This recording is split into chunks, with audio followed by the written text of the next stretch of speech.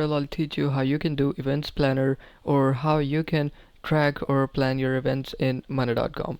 So to do so, in your main workspace, click on this blue button and then click choose from templates. Here you have to search for events. Here you have to use this template called event management. Press use template and it will set up this template. So guys, as you can see, it has created these four boards in this event management group, so we can use these boards for event planning. Now these boards, event planning checklist and event planning, are the most useful in our case. So we can plan all of our events here, like event sessions we can add here, we can add vendors, we can add campaigns, we can do event planning checklist.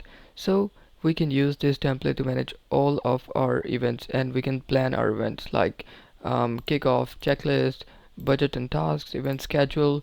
All can be done using this template. So guys, I hope this tutorial helps. We'll see you in the next one. Thanks.